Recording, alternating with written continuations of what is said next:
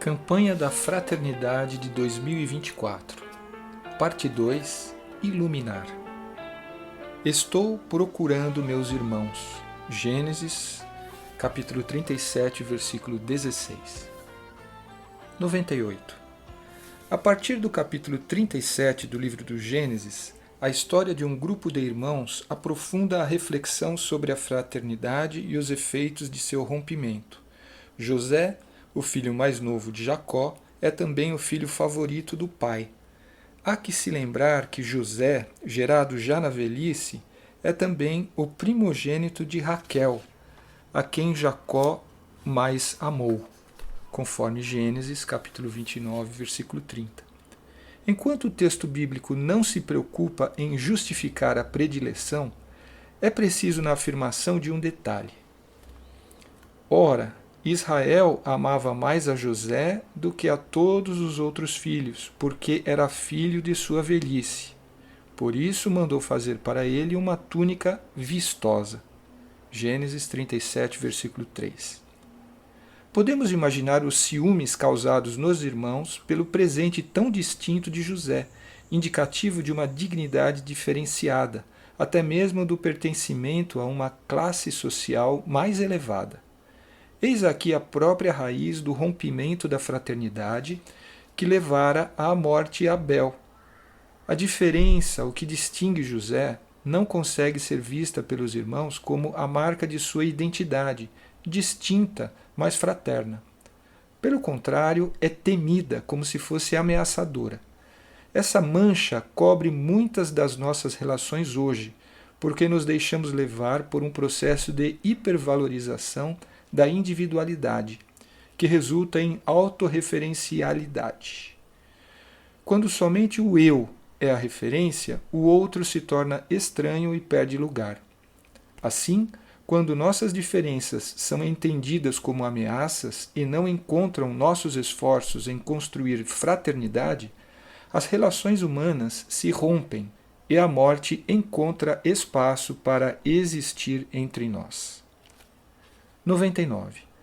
A respeito da história de José e seus irmãos, Antônio Bonora observara, abre aspas, o drama do homem diante de Deus é, inevitável e necessariamente, também o drama do homem perante seus irmãos.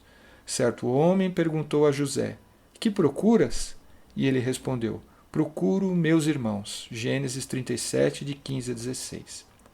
Os irmãos não procuram José, ao contrário, odeiam-no até a morte. Mas Deus procura irmãos reconciliados entre si e secretamente os conduz a fazer a paz. Descobrirão então que foram procurados e foram achados por Deus. Fecha aspas. Em um mundo maculado pela autorreferencialidade, que leva a enxergar o irmão como adversário, o primeiro passo para a reconstrução da fraternidade precisa ser a reconciliação. Em âmbito pessoal, na família e na vizinhança, mas também em âmbito comunitário, com a opção pela paz em vez da guerra, a começar em nossos discursos. A reconciliação de José com os irmãos se revelou parte do projeto divino que tirou Jacó e sua família da fome, para dar continuidade à história da primeira aliança. Foi a forma como Deus os buscou e encontrou. De igual modo, quando nos reconciliamos, buscando e reencontrando o outro, não seria essa uma forma de sentir e entender a alegria da reconciliação com Deus, a ternura de ser por Ele encontrado, encontrada? 100. No Novo Testamento há um paralelo que também envolve túnicas e fraternidades rompidas. Em Lucas, capítulo 15, de 11 a 32, quando o filho mais novo retorna, o pai misericordioso o recebe com insígnias cheias de simbolismo, a melhor túnica, um anel no dedo e sandálias nos pés, conforme Lucas, capítulo 15, versículo 22. O filho mais velho não aceita a identidade única do irmão, aquele que do mais profundo individualismo é resgatado pelo pai para se tornar um homem revestido de nova dignidade, com um novo nome e ainda herdeiro de sua casa. Ao ouvir a festa, sinal claro da comunhão, da alegria e da celebração fraterna, resolve isolar-se e ficar de fora. No diálogo com o pai, ele demonstra não aceitar o que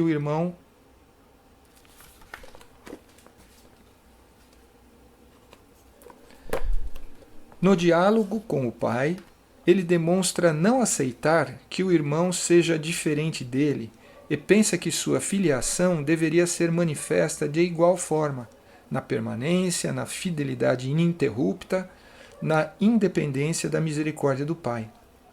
O pai, por sua vez, reafirma a fraternidade incorrupta com o filho. É ela mesma a razão e o convite para que o filho mais velho também se reconcilie com o mais novo. O Pai, em Jesus, torna incorrupta a relação conosco, porque nele nos faz reencontrar sua misericórdia de forma plena e definitiva. Assim, convida-nos também à reconciliação fraterna, como esforço de, à sua imagem, manter fortes os vínculos que ele mesmo jamais rompe. 101. A teologia batismal, cujo fundamento é o próprio Jesus Cristo, extingue entre os filhos de Deus qualquer hierarquia de dignidade, porque reveste a todos com a mesma túnica, a veste branca da vida em Cristo. Mortos com Cristo pelo batismo, somos convidados a integrar uma mesma família fraterna, que é a Igreja que caminha rumo à Jerusalém Celeste. As diferenças em nossas identidades, portanto, não representam preferências ou precedências perante o Pai, mas especificidades dos serviços a que somos chamados. É o Pai mesmo quem faz questão de garantir nossa comum dignidade, para que nenhum motivo possa macular a vocação à fraternidade. Desafio, mas nunca utopia.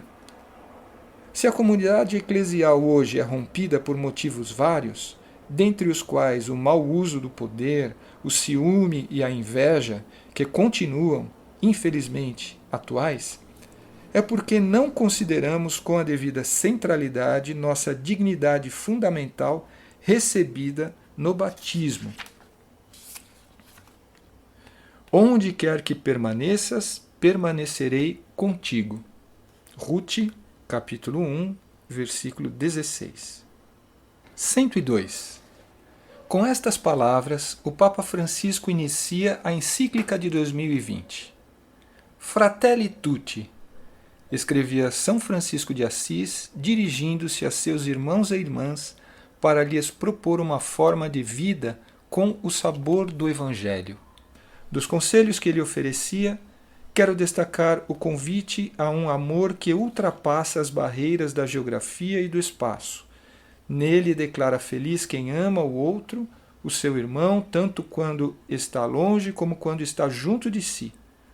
Com poucas e simples palavras, explicou o essencial de uma fraternidade aberta que permite reconhecer, valorizar e amar todas as pessoas, independentemente da sua proximidade física, do ponto da terra em que cada um nasceu ou habita.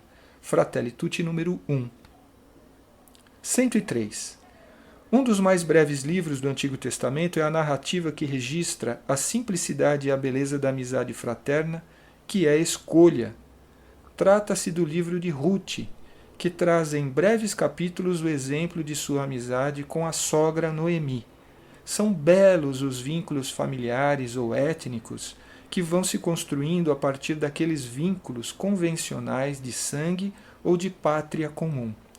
Mas tão belos quanto esses são aqueles que nascem das escolhas, da persistência do amor sobre a indiferença, da busca pela paz em vez da guerra, da opção pela reconciliação a despeito do conflito e da insistência do diálogo apesar das diferenças. 104. Ruth, uma estrangeira moabita, faz a escolha de permanecer junto à sogra, Noemi, mulher israelita. renunciando ao direito de voltar à sua casa e construir uma nova história. O texto bíblico não se preocupa em exaustivamente expor as razões da permanência. Podemos imaginar, no entanto, a solidão de Noemi caso precisasse voltar à sua terra sozinha. Viúva e tendo perdido os filhos, só lhes restavam as noras Orfa e Ruth. Voltando as mulheres às suas casas, não restaria a Noemi nenhuma perspectiva de reconstruir uma família, uma companhia próxima. Minha amargura é maior que a vossa, pois a mão do Senhor voltou-se contra mim. Ruth, capítulo 1, versículo 13. Quando Ruth decide ficar, sua atitude é também uma aliança estabelecida com Noemi. Teu povo é meu povo, teu Deus é meu Deus. Onde morreres, lá morrerei e lá serei sepultada. Ruth, capítulo 1, versículos 16 e 17. A atitude de Ruth é a atitude de compaixão, identificação e empatia para com alguém que está na mesma situação que ela, na viuvez, e que não tem melhores perspectivas. É a atitude reconhecida e louvada mesmo pelos israelitas, entre os quais ela era uma estrangeira. Fui muito bem informado a respeito do que fizeste pela tua sogra após a morte do teu marido. Deixaste teu pai e tua mãe e tua terra natal e vieste para um povo que até ontem não conhecias. Que o Senhor te pague pelo que fizeste, que seja integral a recompensa que hás de receber do Senhor, sob cujas asas vieste te abrigar. Ruth, capítulo 2, versículos 11 e 12. 105. As razões que levaram Ruth a escolher permanecer junto a Noemi não nos são descritas, porém os efeitos de sua companhia nos são claros. Ela devolve vida a Noemi e lhe permite reencontrar a bênção de Deus que se manifesta na descendência. Diante do filho que o Senhor concede a Ruth, como fruto da sua união com Boaz, as mulheres israelitas dizem a Noemi: Bendito seja o Senhor que hoje não te deixou sem resgatador. Seu nome seja famoso em Israel. Que ele seja quem restaura a tua vida e te sustenta na velhice, pois nasceu de tua nora, que te ama e para ti é melhor do que 7 filhos. Ruth, capítulo 4, versículos 14 e 15. E ainda, nasceu um filho para Noemi. Ruth, capítulo 4, versículo 17. Não podemos deixar de notar que, para o texto bíblico, a amizade de Ruth vale a Noemi muito mais que uma descendência numerosa, que era a imagem mais clara da bênção divina. É em Ruth que a bênção de Deus reencontra a esquecida Noemi. Embora o título de resgatador, Goel, seja de Boaz, porque ele tem tal direito perante a lei, a verdadeira resgatadora de Noemi foi Ruth. Com sua amizade e sua companhia, ela buscou Noemi da solidão e do esquecimento. Seus laços sanguíneos não são suficientes para ligar a sogra ao filho. A compaixão e a bondade de Ruth são o vínculo que faz com que todo o Israel entenda que, na descendência de Ruth, Noemi ganhou um lugar na história. 106. A história de Ruth e Noemi ilumina o significado da amizade social. Só é possível porque são superados os limites de sangue e etnia, que na sociedade atual são manipulados para subsidiar a indiferença e o descaso. O exemplo bíblico, em nome da primazia da compaixão e da fraternidade, vai na contramão do que seria aceito, inclusive legalmente, em uma sociedade na qual o individualismo ainda não era tão forte. Os laços estabelecidos como resultado da amizade e da fraternidade são capazes de restaurar uma vida, resgatando do esquecimento, da solidão e até mesmo da pobreza e da miséria.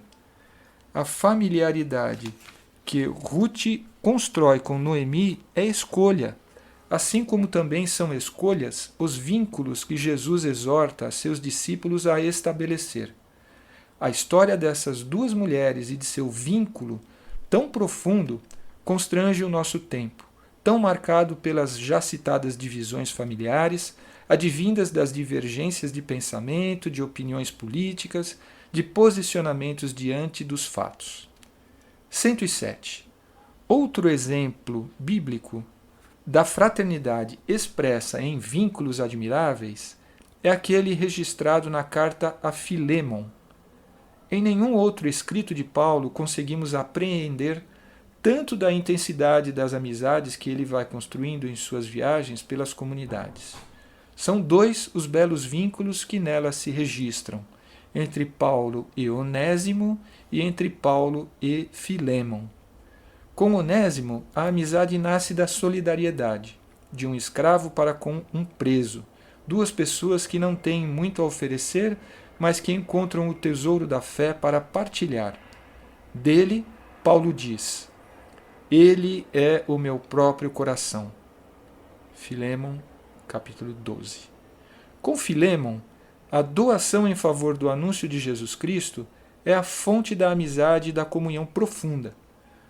Paulo pode escolher ordenar aquilo que quer, conforme Filémon capítulo 8.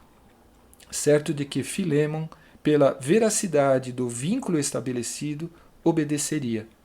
Mas faz uma bela opção. Prefiro apelar ao teu amor. Filémon capítulo 9. É belo ver em que se apoia a amizade verdadeira. É sinal de esperança lembrar que o amor continua tendo mais força que a ordem e a imposição. Em nome da amizade, até a relação de escravidão pode ser desfeita. A amizade de Ruth resgata Noemi. A amizade de Paulo resgata Onésimo. A amizade social, portanto, é reconstrução de relações que superam a dominação e a exploração.